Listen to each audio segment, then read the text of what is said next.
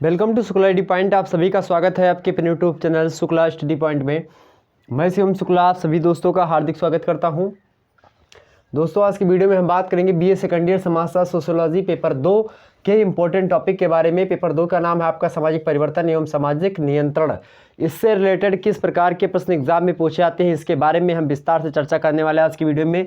ज़्यादा समय नहीं लेंगे, वैसे हमने जो है सिलेबस अधिकतर कंप्लीट करवा दिया है और जितने भी सिलेबस कंप्लीट हैं उनमें आप देख लेंगे सारे के सारे कुछ ऐसे प्रश्न होंगे जो कि उनमें नहीं मिलेंगे। कुछ ऐसे टॉपिक हमने यहाँ पर लिखा है जो कि आपके अभी सिलेबस में हमने नहीं करवाए हैं, लेकिन जल्दी भी इसको भी करवा देंगे।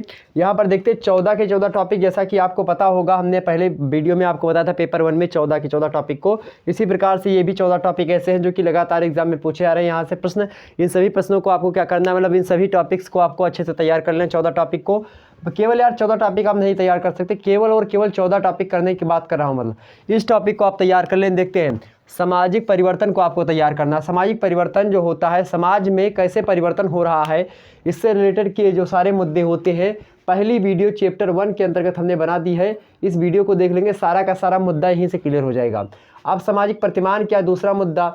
सामाजिक प्रतिमान का मतलब होता है, इसमें विभिन्न प्रतिमान होते हैं। 3 प्रकार के प्रतिमान हमने इसमें बताए होंगे और वह 3 प्रकार के में आपका प्रथम प्रतिमान, द्वितीय प्रतिमान हमने बताया होगा और हमने तृतीय प्रतिमान के बारे में बताया था आपको। ओके, तो प्रथम, द्वितीय और तृतीय। प्रथम को आपको रेखीय परिवर्तन कहते हैं, इसी को। द्वितीय को आप तरंगीय परिवर्तन कहते हैं और तृतीय को मेरे प्यारे दोस्तों आप जो है चक्रीय परिवर्तन के नाम से जानते हैं। तो ये कौन कौन से परिवर्तन होते हैं?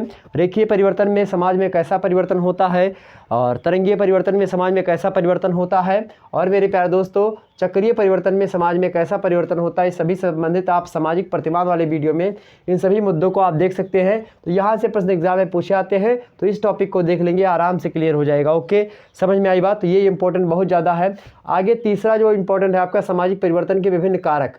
सामाजिक परिवर्तन के विभिन्न कारकों में आपका जनसंख्यात्मक कारक, राजनीतिक कारक, आर्थिक कारक, सांस्कृतिक कारक, धार्मिक कारक इत्यादि कारक है जो समाज में परिवर्तन होने के उत्तरदायी हैं, होने के लिए उत्तरदायी हैं। उन सभी कारकों को हमको विस्तार समझ लेना है, वहीं से प्रश्न एग्जाम में पूछे जाएंगे और कहीं से प्रश्न नहीं आने वाले। आप देखते हैं उद्विकास क्या होता है, इससे संबंधित वीडियो अपलोड है। उद्विकास क्या होता है, उद्विकास हमने पढ़ा दिया है विस्तार से। उद्विकास क्या होता है, प्रगति क्या होती है, इन दोनों में अंतर पूछ लिया जाता है। बड़ी ही आसानी से आप जो है अंतर और वो सारी चीज़ें लिख सकते हैं अगर मेरी सारी वीडियोस देख लीजिए। तो इंपॉर्टेंट ये है आपका। अगला है सामाजिक नियंत्रण। सामाजिक नियंत्रण किसे कहते हैं? सामाजिक नियंत्रण की परिभाषा, उद्विकास की परिभाषा, प्रगति की परिभाषा, ऐसे प्रश्न पूछेगा कि उद्विकास की परिभाषा देते हुए उद्विकास प्रगति से किस प्रकार से भिन्न है उसको बताइए।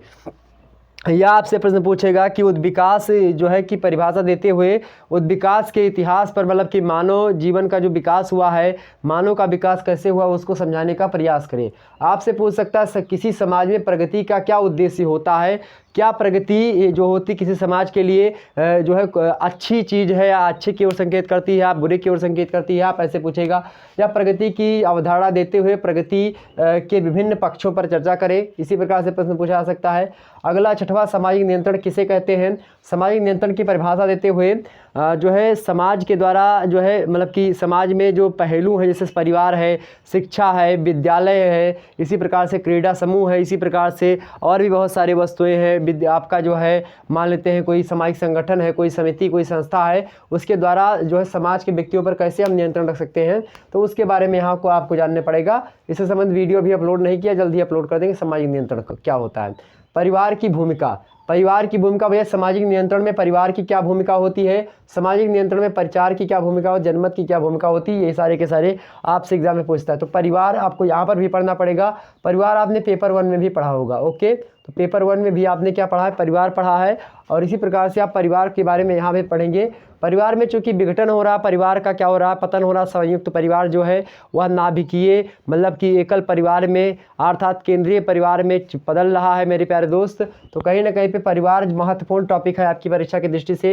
ये ऐसे टॉपिक मैं बता रहा हूँ जो कि लगातार एग्जाम में यहाँ से प्रश्न बनते ही रहे हैं। तो इन सभी प्रश्नों को आपको बिल्कुल आसानी से पढ़ लेना है। प्रचार क्या होता है, प्रचार की भूमिका क्या होती है किसी समाज में किसी चीज़ को बढ़ावा देने के लिए, किसी चीज़ को परिवर्तित करने के लिए प्रचार की क्या भूमिका होती है, इसके बारे में आपको बताना है। साथ ही साथ मेरे प्यारे दोस्तों जनमत क्या होता है, यह भी लगातार एग्जाम में प्रश्न पूछा जा रहा है, इसके बारे में आपको पढ़ लेना है। 10वां है समाजीकरण के मतलब समाजीकरण की प्रक्रिया क्या होती है, इसके बारे में आपको पढ़ लेना है कि समाजीकरण क्या होता है, सोशलाइजेशन किसे कहते हैं आखिरकार। अब इसी से संबंधित बहुत सारे सिद्धांत हैं, सोशलाइजेशन मतलब समाजीकरण से संबंधित बहुत सारे विद्वानों ने सिद्धांत दिए हैं। उनमें आपका कूले का आत्मदर्पण का दर्शन सिद्धांत है, तो आत्मदर्पण का सिद्धांत चार्ल्स कूले महोदय का। इसी प्रकार से मीड का सिद्धांत है आत्मवादी सिद्धांत। इसी प्रकार से दुर्खीम के सामूहिक प्रतिनिधित्व मतलब कि प्रतिनिधित्वात्मक सिद्धांत है, प्रतिनिधित्व का सिद्धांत है। तो ऐसे और 4-6 सिद्धांत है। इंपॉर्टेंट सिद्धांत जो है आपके यहाँ है मेरे प्यारे दोस्त। इसी प्रकार से आपका प्रथा और कानून में क्या अंतर होता है, यह भी इंपॉर्टेंट टॉपिक है आपके एग्जाम में, यहाँ से प्रश्न पूछा जाता है। तो इसको प्रथा और कानून की परिभाषा और इनसे रिलेटेड जो है अंतर, तो इसकी परिभाषा, कानून की परिभाषा, प्रथा की परिभाषा और इन दोनों में अंतर से रिलेटेड प्रश्न पूछा था, तो इसको भी याद कर लेंगे। साथ ही साथ मेरे प्यारे दोस्तों उद्विकास और प्रगति में भी अंतर एग्जाम में पूछा जाता है, तो इसको भी आप याद रखेंगे। 2 प्रकार के अंतर आपके एग्जाम में देखने को मिलते हैं, इन दोनों को आप लोगों को पढ़ लेना है।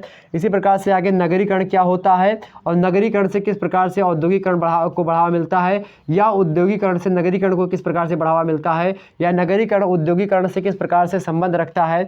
इंटररिलेशनशिप बिटवीन जो है नगरीकरण एंड औद्योगिकरण, मतलब कि इंडस्ट्रियलाइजेशन और जो है अर्बनाइजेशन में क्या संबंध होता है, इसके बारे में आपको बताना है। इसी प्रकार से दुर्खीम का जो सामूहिक प्रतिनिधित्व का सिद्धांत है, इसके बारे में आपको बता देना है, मतलब बता क्या देना है, बस इनको पढ़ लेना है आपको। तो ये थे 14 टॉपिक जो कि आपके मोस्ट इंपॉर्टेंट थे पेपर 2 की दृष्टि से, जिसका नाम है मेरे प्यारे दोस्तों सामाजिक परिवर्तन एवं सामाजिक नियंत्रण, मतलब कि सोशल जो है चेंजमेंट या फिर सोशल कंट्रोल। तो social change and social control से रिलेटेड ये सारे के सारे टॉपिक ऐसे हैं जो कि आपकी एग्जाम पॉइंट ऑफ व्यू से बहुत ज़्यादा महत्वपूर्ण हैं। इन सभी प्रश्नों को आपको क्या करना है, पढ़ लेना है बड़ी आसानी से, और सारे के सारे मुद्दे आपके समझ में आ जाएंगे। ओके, तो चलिए मेरे प्यारे दोस्तों, ये थे बहुत ही महत्वपूर्ण प्रश्न जो कि आपकी परीक्षा की दृष्टि से बहुत ही ज़्यादा महत्वपूर्ण थे, जो कि हमने आपको बता दिए। अब आपको किस सब्जेक्ट से संबंधित जो है वीडियो चाहिए, वह भी आप कमेंट सेक्शन में बताएंगे।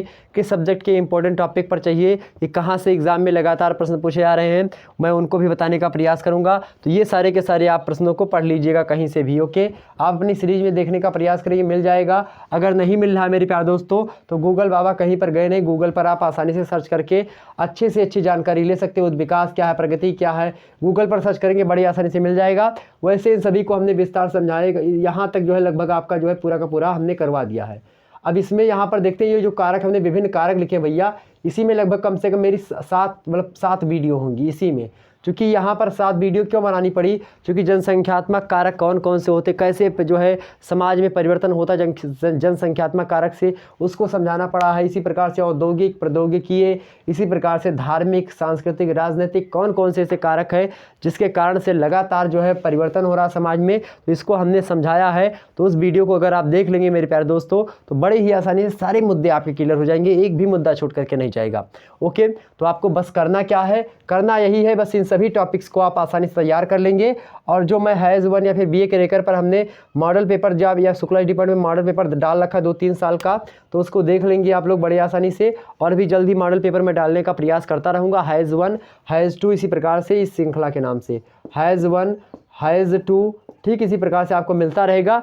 यहाँ से आप बड़ी आसानी से बेहतर तैयारी कर सकते हैं। ओके, वहाँ पर मैं सारे के सारे प्रश्नों को दिखाने का प्रयास करूँगा, आखिरकार आप तक कैसे कैसे प्रश्न एग्जाम में पूछे गए हैं। ओके, तो चलेंगे मेरे प्यारे दोस्तों, आपसे विदा लेते हैं, फिर मिलेंगे हम इसी प्रकार से किसी अन्य सब्जेक्ट के साथ, महत्वपूर्ण टॉपिक्स के साथ, महत्वपूर्ण प्रश्नों के साथ। तब तक के लिए जय हिंद, जय भारत।